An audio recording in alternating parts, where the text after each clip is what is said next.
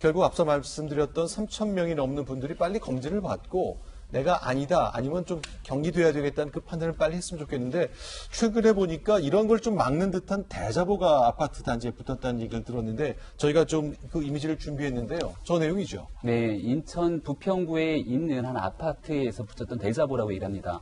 대자보가 이제 붙고 나서 금방 또 이제 철거가 됐다고는 합니다만은, 여기서 확진이 돼 있는 주민들 대상으로 좀 비난하게 되는 모습으로 볼 수 있습니다. 네. 저도 내용을 읽어보게 되니까 특히나 아이 가진 부모님 입장에서는 이 코로나19 때문에 어떻게든 좀 조심조심하기 위해서 노력을 하고 있는데 네. 이 확진돼 있는 사람들 때문에 결국 주변에 피해를 가게 되는 것 아니냐라는 네. 얘기를 하고 있고요.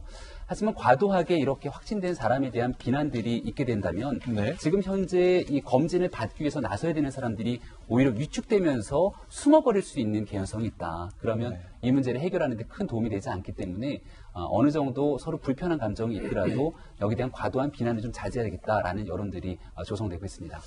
그렇죠. 결국 공존, 함께 살아갈 수밖에 없는 것이기 때문에 그것에 대한 걱정을 좀 하는 분들이 있는 걸 텐데요. 어쨌건 빨리 협조해야 되고 또 그렇지 않을 경우에는 공권력을 사용해서라도 빨리 신원을 파악하는 노력이 필요한 건데, 자, 경찰 2,000명 넘게 투입됐단 말이죠.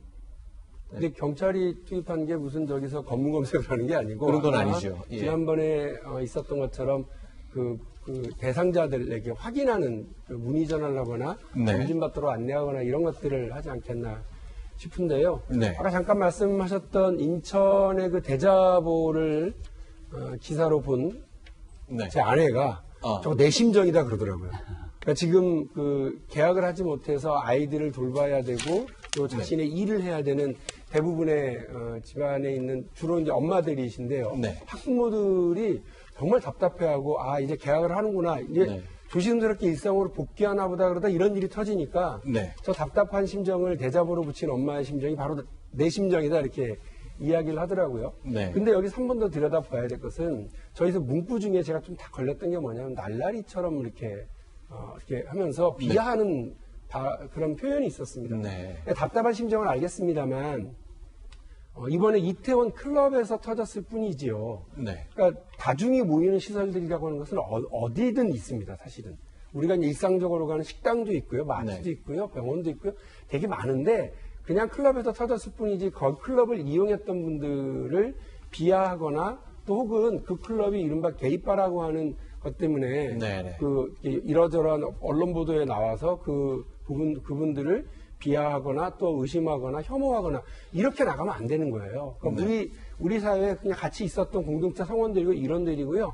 다만 일이 터진 공간이 거기일 뿐이라는 것을 보시고 네. 어떻게 하면 이후에 잘 대처를 해나갈 것인지 아까 우리 선생님 말씀하신 것처럼 방역 당국이 차근차근하게 이 일을 좀 추진하고 있고 네. 우리도 너무 이 문제에 대해서 이 일을 증폭시켜서 분노를 증폭시키거나 혐오하거나 하는 네. 방식으로 가게 되면 우리 김병민 박사 말씀하신 것처럼 그분들이 숨어버리고 또 방역과 검진에 협조하지 않게 되면 네. 그 일은 우리 사회 전체가 그 부담을 안고 피해를 입게 되니까요. 네. 우리 서로 조금씩 배려하고 조금씩 더 조심스러워할 필요가 있겠다고 생각을 합니다. 근데 아마 이제 제가 볼 때 이제 중요한 것이 네. 클럽 방문자 중에서 한 3,112명을 지금 행방을 모르고 있잖아요. 네. 연락이 두절되고 있다는 것은 본인들의 어떤 신분이 노출되는 꺼려는 거 아니겠습니까? 그다음에 경찰 동원해서 찾는데 사실 휴대전화 유체 추정 굉장히 효과가 있다고 봐요. 네. 신용카드 쓴 사람도 찾아낼 수 있는데 3,112명 중에서 신용카드 쓴 사람은 얼마나 많이 있겠습니까? 그렇게 많지 않을 수도 있는 것인데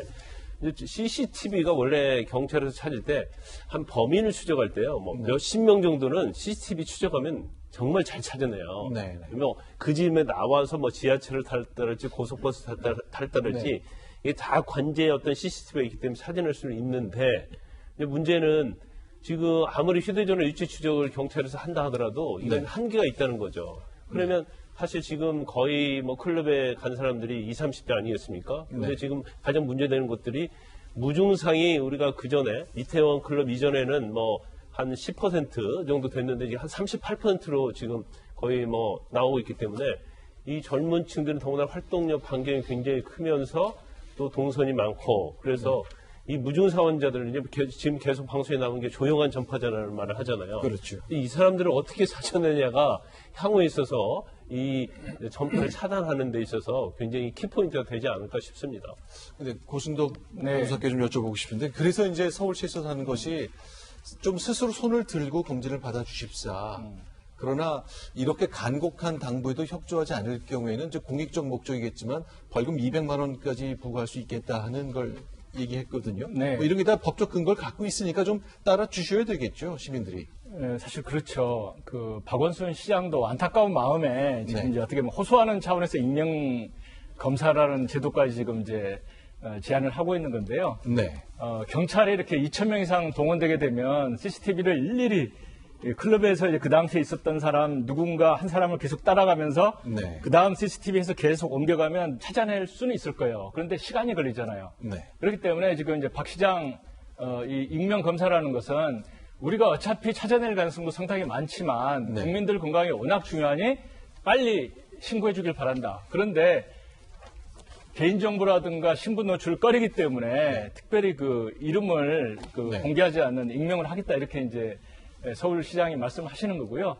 어제 보니까 이제 이재명 경기도지사는 또 다른 또 제안을 하고 있습니다. 뭐냐면 이태원을 갔다 그러면 마치 이제 특정 클럽이라든가 어떤 특정 뭐 성향 이게 이제 혹시 연관이 될까봐 네. 그걸 보호하는 차원에서 경기도에서는 이태원동 또는 논현동 간 사람을 해주겠다. 그러니까 꼭 이태원 갔다고 이제 신고할 필요가 없는 네. 거죠. 네. 그런 식으로 보호를 하고 있으니까요.